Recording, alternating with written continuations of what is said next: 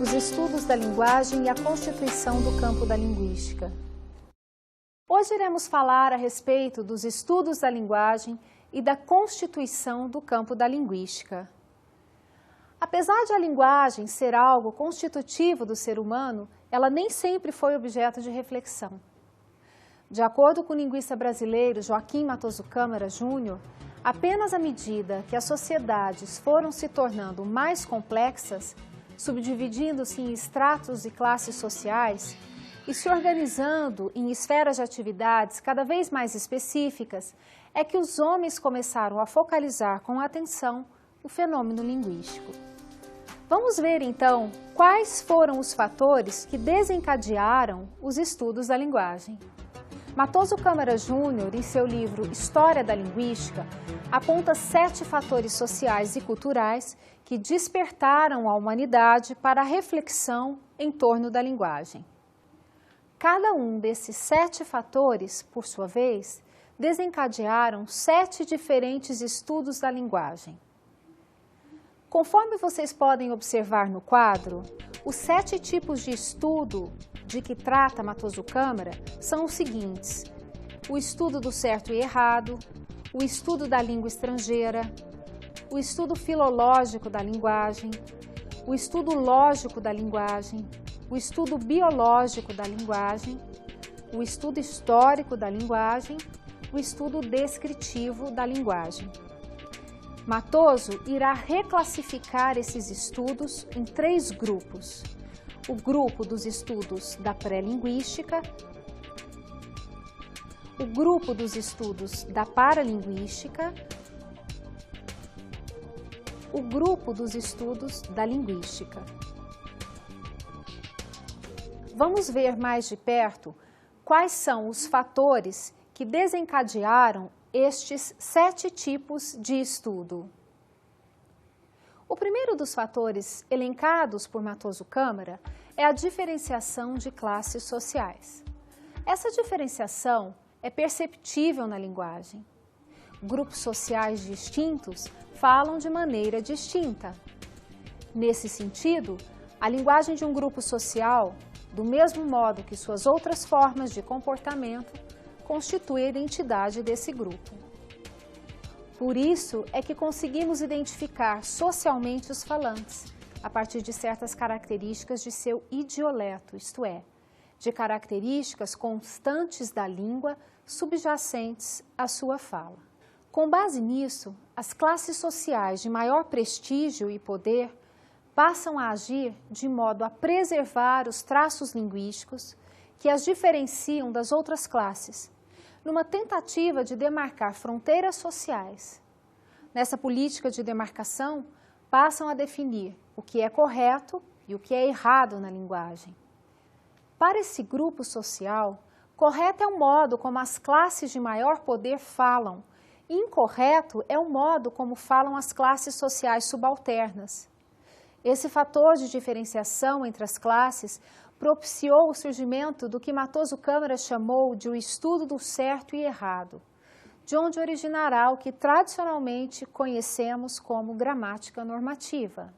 A gramática normativa tem como objetivo o estudo sistemático dos traços de linguagem de um determinado grupo social dominante que pretende manter inalterada sua linguagem e prescrevê-la como a correta, frente a outros modos de falar dessa mesma sociedade.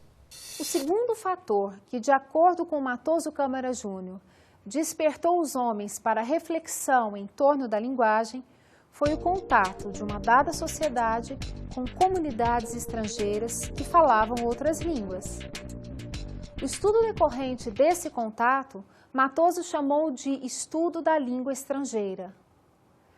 Essas situações de intercâmbio linguístico exigiram dos falantes envolvidos um esforço pela busca de uma compreensão linguística que se desenvolveu a partir de comparações sistemáticas entre as línguas postas em relação. Tanto o estudo do certo e errado quanto o estudo da língua estrangeira foram decorrentes da percepção da diferença existente, respectivamente, entre dialetos e línguas em contato. Um outro tipo de diferença que também estimulou a reflexão sobre a linguagem é a diferença entre formas linguísticas do passado e formas linguísticas do presente. A percepção dessa diferença decorreu da necessidade de se compreender textos antigos escritos em línguas obsoletas.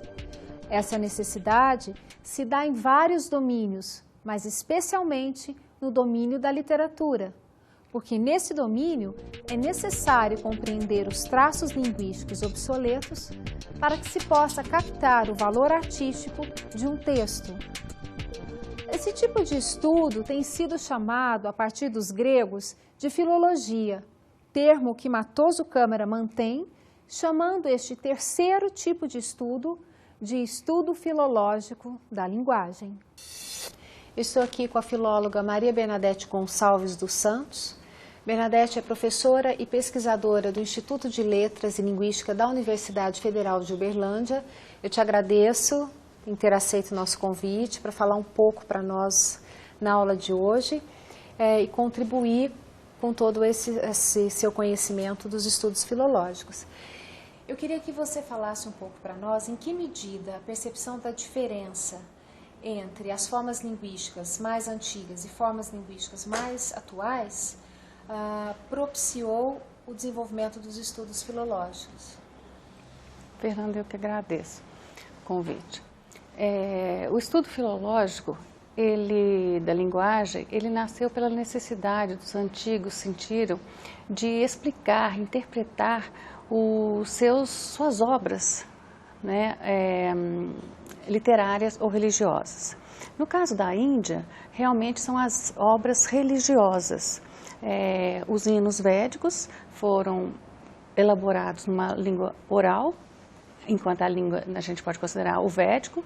Depois, com o passar de 1,5 milênio, essa língua já teria se desenvolvido, teria uma maturidade, e esses textos já estariam com dificuldade de interpretação. Tá? Então, são essas necessidades que os estudiosos tiveram de melhor compreender esses textos, para melhor serem entoados, que levou ao estudo da compreensão da língua culta. Tá? E aí, como Panini, os gramáticos começam a estudar, a formular as regras cultas da sociedade mais culta. Tá? Em relação a isso, a gente pode considerar como os estudos do Oriente, né? Agora, do Ocidente, a gente pode falar na Grécia, em que os estudos filológicos, eles nascem da discussão, vamos dizer, a princípio, conhecida analogia à anomalia, que são estudos ou problemáticas de caráter filosófico. Tá? Então, nessa procura dos antigos filósofos de procurar a verdade, né? Se a nomeação de algo é natural ou se é arbitrário, é que se nasce a curiosidade pela etimologia, pelo sentido primeiro da palavra. Esses estudos, né, das obras é que vão propiciar todos esses estudos que nós chamamos filológicos. Importante a gente também pensar que na história da Grécia tem um momento que, quando se tem a invasão macedônica sobre a Grécia, momento de estabilidade política, e que Filipe, né, e o Alexandre Magno vão construir grandes obras, museus e bibliotecas. Nesse momento se amplia, né, a quantidade de obras estudadas, inclusive vindo até do Oriente, e os filólogos têm uma preocupação muito grande, além dos textos, né, já conhecidos como de Homero, que eles já estudavam, e muitos copistas, né, a preocupação de não se com essa língua também, que já estaria com algum tempo, né, já mudando. Outra preocupação seria da contaminação das línguas dos macedônios, a língua por eles chamadas de bárbara. Bárbaro seria toda aquela língua que não é aquela que aquele povo falaria. Então, tá? Uma tentativa de preservação de obras de natureza, principalmente de natureza literária, fez com que esses estudos filológicos também se desenvolvessem nesse momento. Sim, a preocupação do filólogo não é só estudar as línguas, as obras como a de Homero, entendê-las, preservá-las, fazerem cópias, mas que todas as obras conhecidas, né, nessa trabalho dos scriptorum, dos copistas, de que eles preservassem a língua culta do período que a gente chamaria então helênico, já que ele estaria no período helenístico, tá certo? E grámata é aquele conhecedor de toda aquela literatura, tá? Então, por isso, o filólogo é considerado na Grécia, como vai ser também em Roma, um sábio, um conhecedor, né? Poderemos dizer que são poucos os estudiosos e com conhecimento muito amplo. Então, é considerado um sábio, um conhecedor com ampla erudição, tá certo? E desses trabalhos também sabemos, né, que o romano vai buscar diretamente na fonte, vamos dizer, límpida, né, da língua e da cultura grega para os estudos de gramática, de filologia, de filosofia, de literatura. Então, o aprendizado do romano vem direto do grego. Então, eles herdam, legam da civilização grega todas essas noções de filologia, de gramática, de literatura. O romano, né, é a partir do contato com o grego que ele realmente, a sua cultura e sua língua vai se ampliar. Inicia esses inicios. Né? A história é um pouquinho diferente de uma cultura para outra, mas a herança grega vem para todo o estudo filológico, vamos dizer que é o nosso interesse aqui de falar. E como é que estão hoje, Bernadette, os estudos filológicos? Certo. A filologia, os estudos filológicos estão assim, os estudiosos prestando bastante atenção, né, nos textos antigos da nossa literatura mesmo, mas também bastante com uma preocupação de preservação da nacionalidade nossa. Por exemplo, tem grupos fazendo estudos com os nossos documentos do período colonial. E tem estudos, né, que são muito importantes para essa preservação da nossa nacionalidade. Que a gente já pode perceber também uma grande diferença, né, nesses dois momentos da língua, né, nos documentos, né, da nossa colonização e hoje, por exemplo. Uma diferença bastante grande, né, na língua. Até a decifração desses documentos se encontram, que estão em Portugal hoje, mas que os estados já têm eles todos organizados e catalogados. Nós temos acesso hoje para estar trabalhando esses textos e decodificando toda essa linguagem. E esse é exatamente o enfoque da sua pesquisa atualmente, não é? Você trabalha com documentos manuscritos da época da colonização do Brasil, né, durante o século XVIII, foi meu enfoque. Bernadette, muito obrigada pela sua disponibilidade e pela sua contribuição para essa aula. Eu que agradeço. De acordo com o Matoso Câmara, esses três tipos de estudos, o estudo do certo e errado, o estudo da língua estrangeira, o estudo filológico da linguagem, não fazem parte da linguística propriamente dita, como vocês podem observar aí no quadro, mas pertencem, de acordo com a classificação do autor, ao domínio da pré-linguística, no sentido de ainda não serem linguística. Desenvolvimento da ciência no sentido mais amplo. O quarto fator que estimulou a reflexão sobre a linguagem foi o desenvolvimento da ciência no seu sentido mais amplo. Os estudos filosóficos, por exemplo, tomam a linguagem como um instrumento eficiente para o pensamento filosófico e tentam disciplinar esse pensamento disciplinando a linguagem. Esse entrelaçamento entre os estudos filosóficos e os estudos da linguagem deu lugar a um tipo de estudo híbrido, filosófico e linguístico ao mesmo tempo, que os gregos chamaram de lógica. Matoso, mantendo a tradição grega, chamou esse tipo de estudo lógico da linguagem. Desenvolvimento da ciência. O quinto fator relacionado ao estímulo dos estudos da linguagem decorre também do desenvolvimento da ciência, que possibilitou, entre outras coisas, um estudo das características biológicas que permitem aos homens o uso da linguagem. Considerada dessa perspectiva, a linguagem, embora seja, de acordo com Câmara Júnior, uma criação cultural, depende de uma predisposição biológica. Esse tipo de estudo, de orientação biológica, o autor chamará de estudo biológico da linguagem. Há 2 exemplos bastante representativos desse tipo de estudo. Um deles refere-se às pesquisas desenvolvidas pela psicologia comparativa, que procuram compreender o desenvolvimento da inteligência em animais e no homem, focalizando a problemática da linguagem. O intuito é tentar estabelecer fronteiras entre o que é biológico e o que é cultural. Ari, você poderia dar um exemplo de um estudo da psicologia comparativa que enfoca a problemática da linguagem? Um estudo clássico sobre inteligência animal, feito no começo do século pelos gestaltistas, Kafka, Kohler, consistia na tentativa de entender princípios de aprendizagem que se aplicassem aos humanos e aos animais. E eles pegavam, botavam um chimpanzé numa jaula e criavam problemas para o chimpanzé. Por exemplo, penduravam uma banana a uma altura que o chimpanzé não alcançasse e colocavam um certo número de caixas, de modo que ele tinha que empilhar as caixas.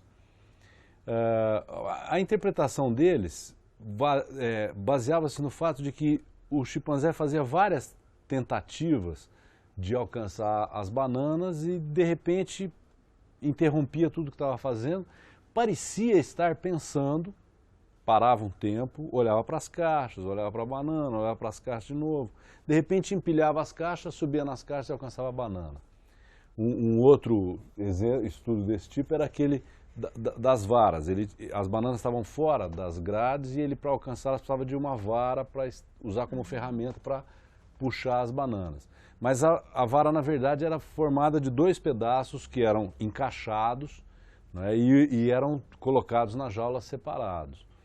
E aí ele pegava, o chimpanzé a mesma coisa, tentava alcançar com a mão, não dava, pegava uma vara, tentava alcançar, não dava, pegava outra, de repente ele parava um tempo e tal, e instantaneamente parecia surgir com a solução, né? Encaixava uma vara na outra e puxava.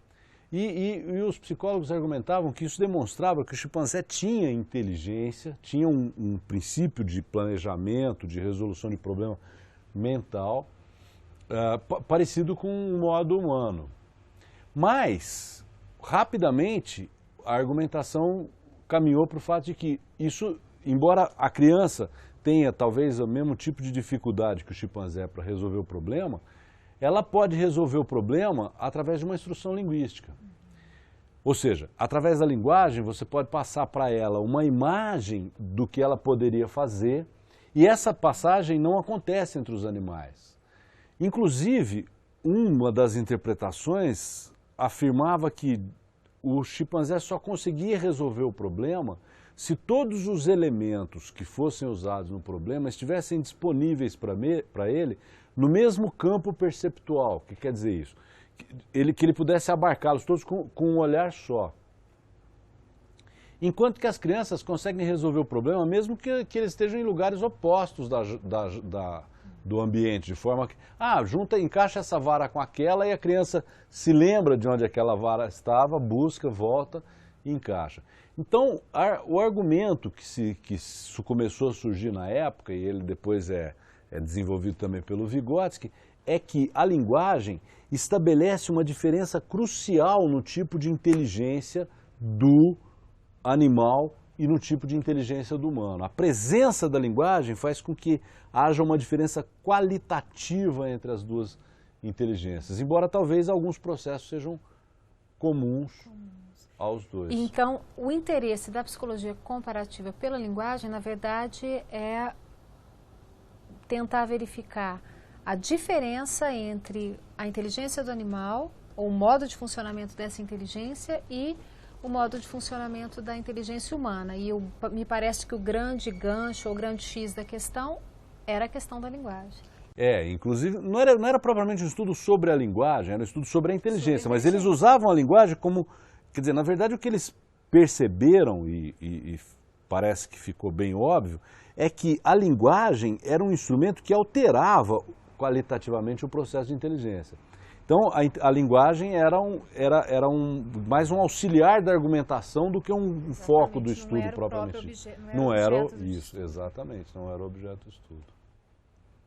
Um outro exemplo desse tipo de estudo são as pesquisas realizadas a partir de pessoas que tiveram seus cérebros lesionados. No início dos estudos que buscavam a relação entre a linguagem e o cérebro, que aparece lá o primeiro estudo do Paul Broca, depois o estudo do Wernicke, eles faziam o estudo como?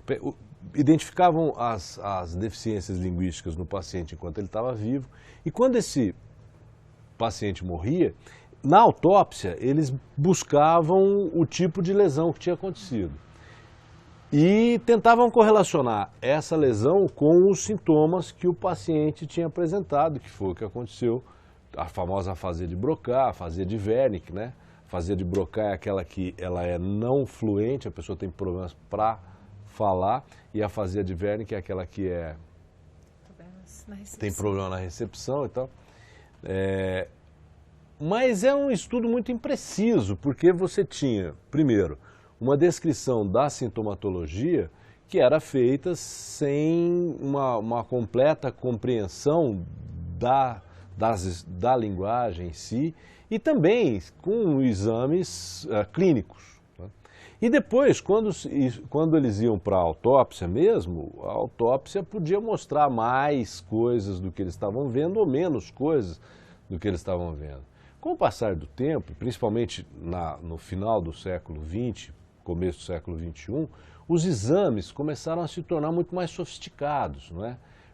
Primeiro, os exames de tomografia computadorizada, que são exames de raio-x, depois os exames de ressonância magnética, os exames de tomografia por emissão de pósitrons, e começaram a mostrar o cérebro do indivíduo enquanto o indivíduo ainda está vivo, apresentando aqueles sintomas de afasia, e esses exames são muito mais nítidos, a resolução dos exames é muito melhor, é possível perceber a extensão da lesão, às vezes até de forma tridimensional.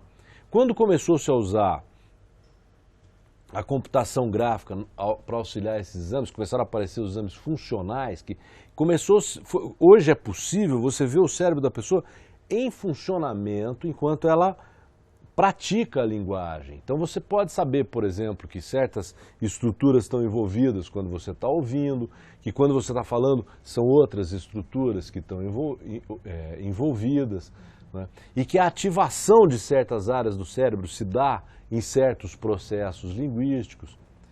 É óbvio, não é um estudo diretamente linguístico, é um estudo que se vale da linguística, é um estudo neurológico, neuropsicológico.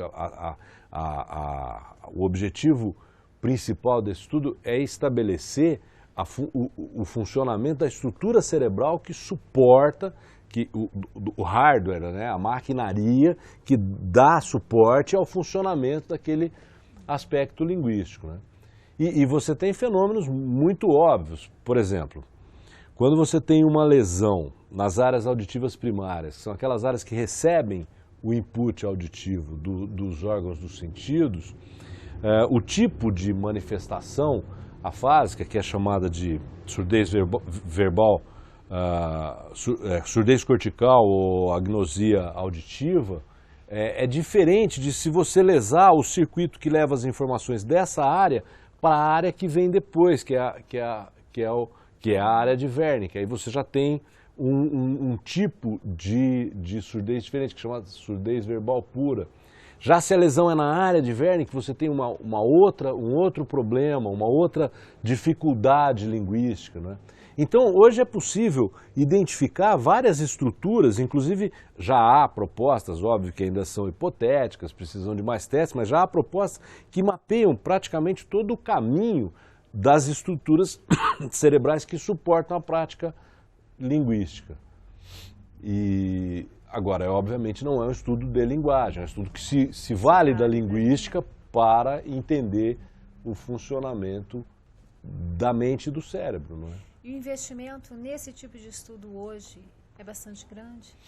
O Hospital das Clínicas da Faculdade de Medicina acabou de comprar um aparelho de ressonância magnética funcional de alta potência, justamente para poder fazer esse tipo de estudo. Quer dizer, é um investimento grande, é um investimento pesado, são coisas muito caras, são equipamentos muito caros, né? Esse equipamento de alta potência que o Hospital das Clínicas comprou parece que é o 3º ou 4º do Brasil, né? O que indica que você vai ter, na verdade, uma concorrência muito grande de gente para fazer aquele estudo e pouco espaço para que ele seja feito, né? Muito bom, ganham todos, né? Ganham todos. Tanto os estudos da linguagem, né, propriamente dito, quanto os estudos dessas áreas que também, né, se interessam pela linguagem. É verdade. Ari, muito obrigada pela sua contribuição, pela sua disponibilidade em receber a gente. Obrigada. Obrigado a vocês. Retomando o nosso quadro, podemos perceber que os 2 tipos de estudos, o estudo lógico da linguagem e o estudo biológico da linguagem, Matoso classificou como sendo estudos da paralinguística. O 6º fator que, de acordo com Matoso Câmara Júnior, propiciou o surgimento de um novo tipo de estudo da linguagem é a percepção de sociedade humana como fenômeno histórico, com base no qual todas as manifestações culturais das sociedades podem ser tomadas como objetos passíveis de um estudo histórico. Esse fator propiciou o que o linguista classificou como estudo histórico da linguagem. Nessa perspectiva, a linguagem é focalizada como um acontecimento histórico, porque a história de seu desenvolvimento é reconstruída a partir de inúmeras relações estabelecidas entre fatos linguísticos que se sucedem ao longo de uma linha do tempo. Percepção da função social da linguagem.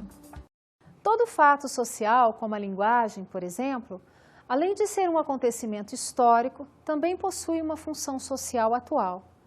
E esse é o 7º fator que propiciou o surgimento do que Matoso chamou de o estudo descritivo da linguagem.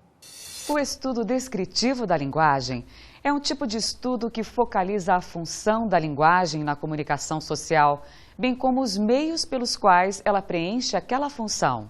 Para Matoso, apenas esses 2 últimos tipos de estudo, o estudo histórico da linguagem e o estudo descritivo da linguagem, como vocês podem observar no quadro, constituem o âmago da ciência da linguagem ou linguística. Toda essa classificação que vimos aqui, proposta por Matoso Câmara, tem, para o autor, o objetivo de delimitar o campo da linguística frente aos estudos da linguagem em geral. Isto é, frente ao que ele chamou de pré-linguística e paralinguística. Mas qual é o critério para essa delimitação? O critério central é o da cientificidade ou não desses estudos. Vamos ver mais de perto o que significa isso. Para Matoso, os estudos histórico e descritivo da linguagem constituem a linguística porque, tanto nos estudos históricos como nos estudos descritivos, tomamos a linguagem como um traço cultural da sociedade, ou explicando sua origem e desenvolvimento através do tempo, ou o seu papel e meio de funcionamento real na sociedade. O estudo histórico da linguagem explica a origem e o desenvolvimento da linguagem. O estudo descritivo da linguagem explica o papel e o meio de funcionamento da linguagem. Por isso, constituem a ciência da linguagem, pois não apenas descrevem determinados fenômenos linguísticos, mas também explicam esses fenômenos.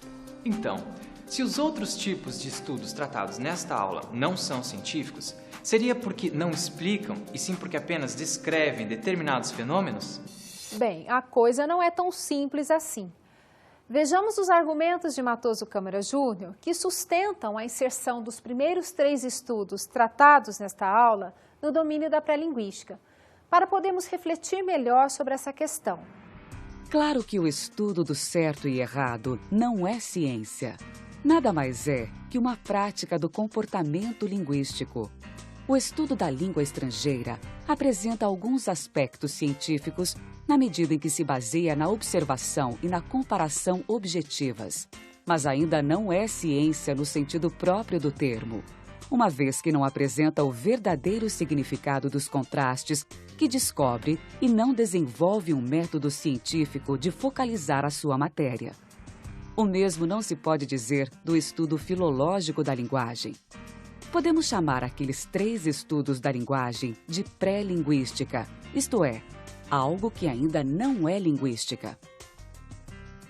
Considerando as colocações feitas por Câmara Júnior, é possível perceber que o autor elenca alguns critérios que separam o estudo científico do não científico. De acordo com Matoso, observar e comparar de maneira objetiva um fenômeno linguístico faz parte do processo de descrição próprio do fazer científico, mas não é suficiente para caracterizar um estudo como científico. É por isso que Câmara Júnior afirma que o estudo da língua estrangeira apresenta alguns aspectos científicos, porque apenas observa e compara de maneira objetiva. Para se configurar em um estudo científico propriamente dito, é necessário, além de observar e comparar, também apresentar o verdadeiro significado dos contrastes que descobre. Uma exigência relacionada ao caráter explanatório da ciência. E também desenvolver um método científico que focalize o objeto estudado. Essas considerações de Matoso estão todas fundamentadas no paradigma científico dominante no século XIX e pelo menos até meados do século XX. De acordo com esse paradigma, as explicações dadas pela ciência, diferentemente, por exemplo, das explicações dadas pelo senso comum, deveriam ser sistemáticas, controláveis pela observação, de modo a possibilitar conclusões gerais, isto é, que não valem apenas para os casos observados, mas para todos os que a eles se assemelham. Além disso, a concepção do que é ciência, nesta época, sustenta-se sobre uma forte recusa à subjetividade, porque o que se deseja alcançar é a objetividade científica, que garantiria, em princípio, que as conclusões de uma teoria ou pesquisa pudessem ser verificadas por qualquer outro membro competente da comunidade científica. Para ser objetiva e precisa, a ciência teria, então, que se dispor de uma linguagem rigorosa, uma metalinguagem específica, a partir da qual definiria conceitos e procedimentos de análise. Tais procedimentos de análise configurariam um método que, se aplicado, garantiria o controle do conhecimento produzido pela ciência, conforme explicam as filósofas brasileiras Maria Lúcia de Arruda Aranha e Maria Helena Pires Martins. A utilização de métodos rigorosos possibilita que a ciência atinja um tipo de conhecimento sistemático, preciso e objetivo, que permita a descoberta de relações universais entre os fenômenos, a previsão de acontecimentos e também a ação sobre a natureza de forma mais segura. Mas vamos ver um exemplo que ilustre de maneira mais pontual essas considerações sobre cientificidade feitas até aqui. Acrescentaremos ainda algumas noções relacionadas à construção da objetividade científica, que ainda não foram abordadas nesta aula. A de pressuposto teórico e a de instrumento de análise. Há várias maneiras de se construir o que referimos aqui como objetividade científica. Por exemplo, um engenheiro que elege como objeto de estudo o desempenho de um motor de avião poderá assumir como pressuposto para sua pesquisa, isto é, como algo tomado como ponto de partida que não deve ser questionado, que a gravidade fica o tempo todo puxando o avião para baixo. Além disso, poderá eleger um instrumento de pesquisa que o permita verificar o desempenho do motor do avião. Por exemplo, poderá usar o computador como instrumento de pesquisa e confiará nesse instrumento, não colocará em dúvida se o computador funcionou direito ou não, se fez a medição corretamente ou não. O engenheiro também elegerá um método de pesquisa, isto é, um procedimento de entrada de abordagem do seu objeto de estudo, que no caso é o desempenho do motor de um avião. Suponha que seu método de pesquisa consista em testar o motor, submetendo o avião a diferentes condições climáticas e diferentes tipos de carga para ver a diferença de seu desempenho em cada uma dessas situações. Toda a descrição e análise são feitas por meio de uma metalinguagem específica. No caso da engenharia, por exemplo, a metalinguagem matemática, com seus símbolos e equações próprias, seria utilizada para garantir uma abordagem formal do objeto de estudo. Tendo-se chegado a algumas explicações plausíveis sobre o objeto de estudo, o motor do avião, outros engenheiros poderão fazer o mesmo, a mesma testagem em outros aviões do mesmo tipo, assumindo o mesmo pressuposto teórico, o mesmo instrumento, o mesmo método de análise e a mesma metalinguagem. E caso verifique o mesmo resultado, a engenharia poderá formular proposições gerais que tenham um caráter mais universal, na medida em que explicam o desempenho do motor de todos os aviões do mesmo tipo, desde que submetidos aos mesmos procedimentos de análise científica.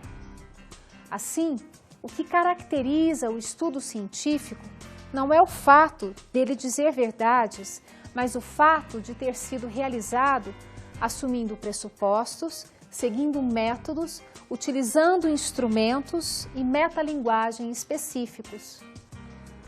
Com base nessa noção de ciência, é que, de acordo com Matoso Câmara Júnior, uma história da linguística deveria concentrar sua atenção na Europa do século XIX, onde e quando se desenvolveram os estudos históricos, e também do século XX, quando se fortaleceram os estudos descritivos da linguagem, bem como em outros países não europeus que assimilaram os principais traços e tendências do pensamento científico dominante.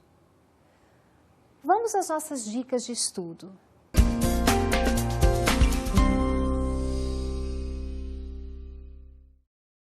Eu sugiro para vocês a leitura de 2 textos. Um deles, do Matoso Câmara, intitulado Abordagens Diferentes ao Estudo da Linguagem, Pré-linguística, Paralinguística, Linguística propriamente dita. Este texto está num livro intitulado História da Linguística. O texto trata especificamente das questões que a gente viu na aula de hoje. Fala dos estudos da pré-linguística, dos estudos da paralinguística e da linguística propriamente dita. E todo o livro desenvolve essa temática, aprofundando de maneira bastante interessante tudo que a gente viu aqui hoje. Um outro texto que eu também indico para leitura é um texto do linguista José Borges Neto, um outro linguista brasileiro. O texto se intitula De que trata a linguística afinal? E está num livro chamado Ensaios de Filosofia da Linguística. No texto, Borges trata da constituição do objeto da linguística, mostrando que diferentes teorias da linguística constituem diferentes objetos de estudo. Então, é bastante interessante para essa discussão de qual é o objeto de estudo da linguística, questão que também foi, de alguma maneira, abordada na aula de hoje. Bons estudos!